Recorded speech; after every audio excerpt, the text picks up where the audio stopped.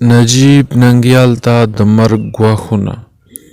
دوستانو سلامونه، جوړ په خیر. زه هیله من یم چې تاسې به ښه یاست او د صحت جامې به مو په تن کې وي.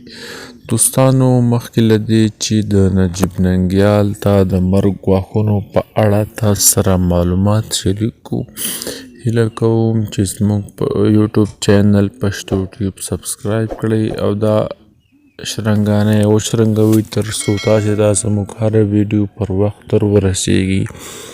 دوستانو شاکر سباون وایي نجیب ننګیال مې نږدې ملګری دی. داسې ورځ به نه وي چې پلار، ورور، خپل او خپلوان او ملګرو مې راته د ده سړي په اړه زړه نه وي خوړلی. په کراتو راته وایي چې ورته ووایه لږه ګزاره کوه، ستا د وړتیا، سپېڅلتیا او وطن سره د لیونۍ مینې قدر چا سره نشته. څوک به دې مړ کړي. کله چې محصلو شمشتو او اګوړي کې د ISI لخوا د روزل شوو غلامانو څخه یې ورځ نه درلوده. هره ورځ به یې ورته یوه لانجه او دسیسه جوړه کړې وه. په ډېرې سختۍ د محصلۍ دورې شپې ورځې سبا کړې.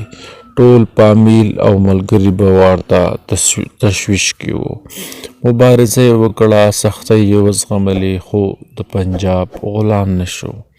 د طالب ناولې څېره او کړنې یې پټې نه کړې. جرأت یې وکړو او په یوازې ځان یې له دښمنه د ټول ملت د حق دفاع وکړه. په ځان د ځان یې د وحشي طالب، د طالب د بادار او لنډغرو مقابله وکړه. یوازې تیر کال امنیت ملي د مرګ سود دسیسې شنډې کړې.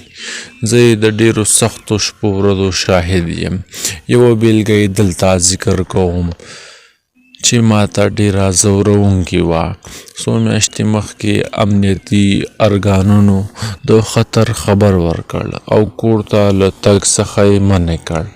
مور یې ناروغه وه. تر سهار 4 بجو یې د فامیل له غړو سره په ټلیفون د مور د وضعیت پوښتنه او هغې ته د معالجې سپارښتنې کولې. تر سهاره ځمکې خوند نه ورکولو. حق او سپینې خبرې ورته اور شوې وې. خپل شخصي ژوند او د فامیل ژوند یې د وطن قرباني کړ.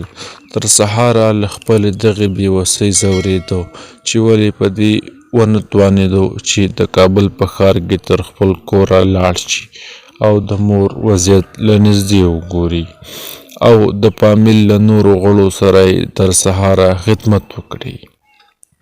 سپېڅلې مبارزه ډېره سخته وي، ډېرې قربانۍ غواړي. نجیب ننګیال سپېڅلې مبارزه وکړه او لا یې کوي. نن یې ډېرو ځوانانو ته د پاکې مبارزې روحیه ورکړې. ما نن د ډېرو با احساسه ځوانانو لیکنې ولوستې. باور وکړئ چې ډېر خوشحاله شوم.